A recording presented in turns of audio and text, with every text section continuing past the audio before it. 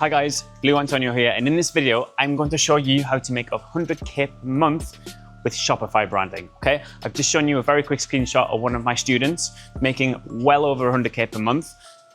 What we've done is we've taken what was a pretty basic store and we've applied a strategic level of branding to it, okay? Why? Because we want to create a strategic point of difference so that we build resonance with our consumer. We stand out from the crowd. And this can be a force multiplier for your store. And in this video, I'm gonna show you how. First and foremost, who am I? Why should you listen to me? So I've made now well over 10 million in online sales. I've been in e-com for 10 years. I've been on BBC Dragon's Den, featured on Shopify Masters podcast, yada, yada, yada, okay? I've done this for a long time. I have a lot of value to offer. I'm basically giving you all of these downloads completely for free. So lock in, listen, pay attention, and let's get into it. First things first. So many people come to me with an idea and they obsess over their logo, okay? Bro, no one cares about your logo, but it is important, okay? If we think about the concept of branding, this is something that exists, but it doesn't exist. It's kind of non-fungible, but it is a thing. So it's important, but it's not something that you need to obsess over, okay? But a logo needs to be clean, crisp, and stand for something. It needs to, because if you think about why you're going to buy something from Rolex, for example, okay? Clean, it's well put together. It stands for something. It stands for kind of premium, okay? Exclusive, expensive. These are the type of things I want you to think about with your logo, okay? You don't need to obsess about it. You don't need to spend 6 months getting it perfect because ultimately no one really cares, but it is still worth putting some level of effort into in the beginning to get something, okay? But don't let this hold you back from launching, okay? You can always update and change your logo down the line, 3, 6, 12 months, 10 years down the line, okay? It can always be something that you refresh, all right? But the thing that I'm interested in that links to this, okay, are your colors, all right? Now, your colors, I generally recommend you have 3 main colors, all right? And you lead with 2 of them, okay? Here's number 3 coming up in the red, okay? Why? Because we want and need to create some level of consistency throughout all of your digital touch points. We're talking about online sales here, okay? And we have kind of 3 core mediums of ads, website, and emails, and everything needs to be consistent, all right? You don't just kind of bottle in you don't just want to like layer in random colors. We want something to stand out as different, and we want it when they look and they see and they feel the brand, okay? Whether that's just emotionally or natively on platform, we want them to look and understand that this is you, this is what you stand for, okay? So 2 primary colors, and then the color that's generally a little bit more bright, this is what becomes your call to action, okay? Your training customers is something that stands out, it pops. So anytime you want a customer to take an action, this is why you have the bright one, okay? You call it the bright accent, whatever you want to call it, okay? But the main thing is, when you're thinking about branding, again, just the 20,000 foot view, stick in your lane, right? Don't use loads of different random colors. You don't need to do that, okay? And if you want to keep things nice and basic, just think primary colors. All right, it doesn't have to be complicated, but it is really important. All right, because why? Because we're trying to portray professionalism. When strangers who don't know us come on to our landing page, our website, when they're in our ecosystem, if we're consistent with things, it gives the perception of quality. All right, it gives that perception of this is a safe place to put my card details. All right. Always go in with the mindset whenever you get a new customer that they just assume naturally you're going to be a scam. And it's your job through copywriting, images, the product itself, testimonials, to do everything you can to reinforce that this is legitimate, it's real, it's good. Other people use it, know, like, and trust you, okay? And a simple way to do that is just consistency with your colors, all right? It doesn't have to be too difficult. The third layer in this is your fonts, all right?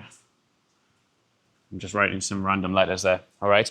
Why are fonts important? So what I kind of bracket these things is your brand Bible, okay? And typography needs to be consistent, all right? So you don't necessarily need to work with a brand expert like before or during, but if you can be consistent in colors and fonts, again, you're creating a strategic point of difference and you're layering in more levels of professionalism with your brand, okay? So the thing is, keep everything consistent, all right? Choose a font. There's a whole deep dive in typography if you really want to go down it, okay? Don't get too caught up in it, but pick something, have a reason for doing it. Think about like the external reasons why this is important. For example, you're selling a children's product. You can use more kind of primary colors, or you can use fonts which are a little bit kind of more fun, okay?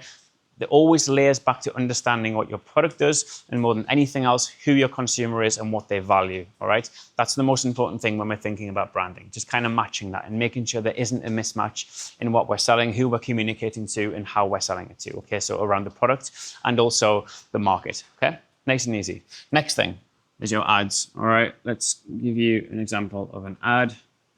Got your headline, got your call to action button here, text, and then you've got, I don't know,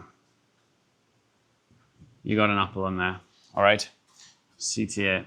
So same thing when we're talking about the brand guidelines, keep everything consistent. Use the same colors, all right? Wherever possible, use the same call to action button, all right? The typography, when we layer in a little bit deeper in the typography, you'll find that a brand will follow a certain tone of voice.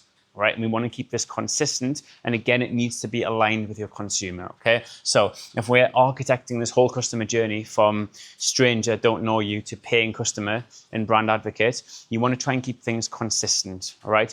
Make them feel like they know you, all right? They're in your ecosystem, you have a clear point of difference. And if you ever get stuck on this, sometimes what is good to do, particularly so if you're starting out, is take and draw inspiration from competitors and direct competitors within the same niche, or they're selling a similar product, or they have the same market as you, okay? Because success leaves clues you can emulate. I don't mean copy them, I mean take inspiration from them, but make it your own. But when you make it your own, key thing is to keep everything consistent, okay? It gives that heightened level of professionalism, which I guarantee is going to help you convert more customers, okay? It's all about trust. Do they know, like, and trust you, and getting your branding on point all the way through from front end, never heard of you before, first point of contact, all the way through to now they're kind of a raving customer and telling everyone else about you, okay? Cool. The back of this, we have emails, okay? That's my email logo. I'm not going to draw you an email, but again, everything on here is consistent. Everything stays the same. The tonality, the tone of voice, is it fun? Is it mysterious? Is it like professional? Is it hyper analytical? Just thinking about the tone of voice and just linking everything up, all right? If you don't know how to do this, the easiest way to get the answer is to obsess over your customer, okay? Who are they? What do they like? What do they resonate with? What's going to capture and hold and retain that attention, okay? That's always going to be the key focus, because remember, the market doesn't care about you. It doesn't care at all. Right? It has a problem, you have a solution for the problem, and it's up to you to get your product in front of them and convince them and show them that this is the best solution on the market, okay? If you want to increase your conversion rate, if you want to make sure that you retain customers more, if you want to portray more professionalism, just keep everything consistent, okay? This layers perfectly into your copywriting. All right, and if you think what copywriting is at a high level, it is all about portraying narrative. All right, I have a separate video, which I'll link if you want to learn more about copywriting for e-com. But again, the same principles apply. All right, you follow a same tone, a same pitch, but it's all based on obsess and focus over the consumer and what they're going to resonate with. Okay, just deep dive on your consumer, understand them, okay, and write things which are actually going to appeal to them. In copywriting, the main thing, because we live in the attention economy, it's all about hacking that attention. It's about making things that are scroll stopping. The key with this is to use impactful language that is pain-led, right? This is how you're going to capture attention. Once you have the attention, the whole brand architecture, the branding on the front end, everything that kind of follows through on the back end, all needs to work together, follows, and it uses consistency, okay? Nice and easy. Now, what are we going to do here? This is just a random product. Product also needs to be consistent. And when I say consistent, I mean the colors that are on your product, the branding, the logo. If you want to portray professionalism, try and keep everything consistent, all right? This can also translate to the copywriting. Say you're selling a supplement, for example. If you're using kind of full, fun, lighthearted language, have that same fun light-handed language on the front or on the back of the package as well, okay? Just keep it consistent. Make them know that this is you, this is your brand, okay? This is what you stand for, this is your strategic point of difference, okay? Not difficult. Next is, let me just create a bit more space. Next is your customer journey. Okay? What do I mean by customer journey? I basically mean, this is you going for, that's a funny one. All right, let's give him arms instead of a Tommy gun between the legs. So customer journey, super important because again, it's all about consistency. I know I keep repeating myself, but it's just making sure that you have, say, this is a skinny guy, this is a stacked, well-built guy. Okay, your product is the thing bridging the gap. Make sure that you're communicating this key message, this desired situation, all the way through. All right. Keep the brand the same, keep the tonality the same, keep the messaging the same, okay? Keep everything on point. The copywriting, the colors, the branding, okay, just keep everything consistent. This will make you stand out. This is literally how you're able to differentiate from everything else and others selling probably exactly the same product, okay? Nice and easy, not difficult. Next thing we can do is your use of media, all right? So if you're doing specific videos, get things branded up, all right? If you're selling golf products, give your customers a cap, get the brand on it. It's secondhand marketing, so it works well. Ideally, the colors, again, are consistent.